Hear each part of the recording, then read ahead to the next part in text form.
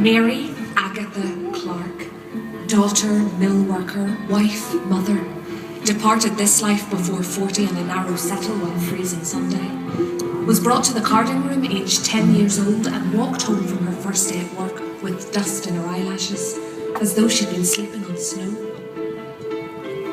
In 1869, Mr. Dickens, his dear face familiar as the Queen's, put on a show for the female linen workers of the city at the Ulster Hall.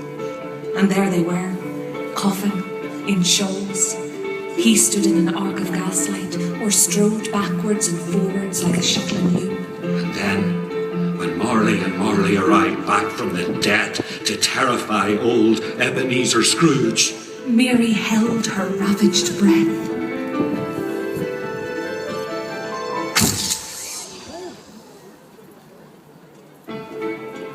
Seventh daughter of a seventh daughter, Bridget Mary Clark had second sight, but she didn't believe it.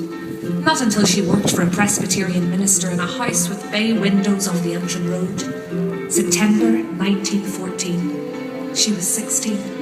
The whole empire on fire with war fever, and the two oldest sons enlisted right off the bat, brought to the foot of the stairs to curtsy her goodbye. Bridget could tell one of them wouldn't return by the way his face blurred at the edges, like he'd already been rubbed out.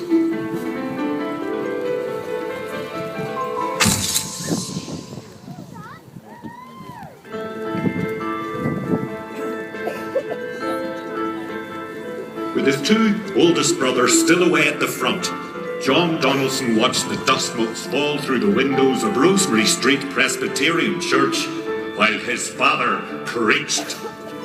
In his first poem, he tried to describe the dust motes, how they were there, but not there, like the Holy Spirit descending and then ascending again.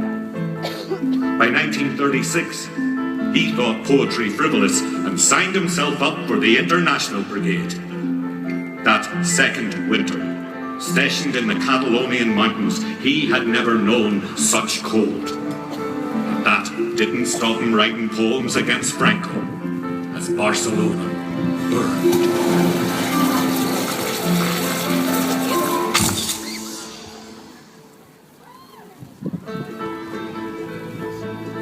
She was a war bride, and the ring was war gold, barely thick enough to carry the inscription, "My heart with thee," but she didn't care. Not enough flowers inside the Georgian church on Rosemary Street either, just James in his uniform. The next day he was off to the Battle of the Atlantic. She kept 2 letters all her life. The first: Dear Mrs. Margaret Cunningham, the War Department regrets to inform you. When the missus still felt strange.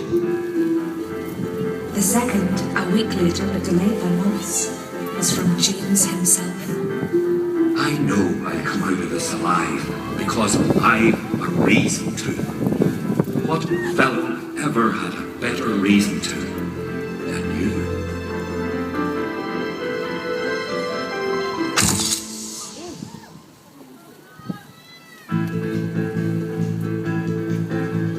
Sean McConnell, oldest of 3, moved to a house in Turf Lodge with an inside bathroom when he was 14. Loved military history. Could recite the number of Spartans killed in the Battle of Thermopylae, or the names of destroyers sunk in the Battle of the Atlantic like decades of the Rosary. First in his family to fly through university. was 20 in 1966, hitchhiked to Istanbul in the summer of 67, thought the hunger, the sleeping in doorways, and the filthy clothes worth it, as suddenly he beheld the Blue Mosque.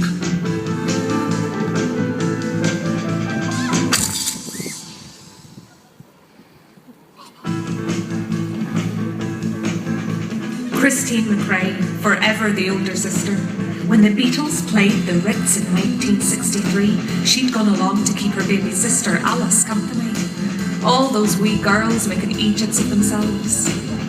The last time Christine saw her sister was in the summer of 72.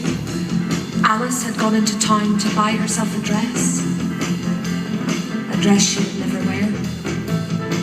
After that, whenever Christine heard the Beatles, she thought of the two of them at the concert and how she'd screamed all night long because she hadn't been able to help herself. It was electric.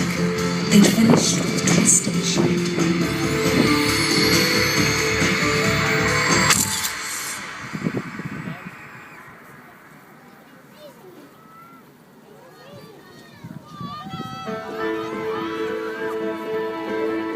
Achim Jaworski, 34, first Polish officer in the police service of Northern Ireland. Duties mostly ordinary.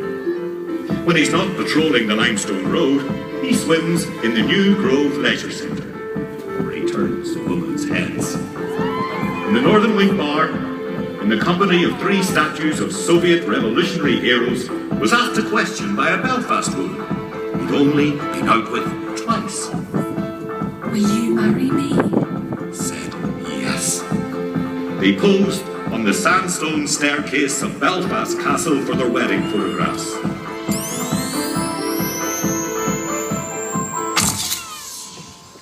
When their first child was born, they called her Grace.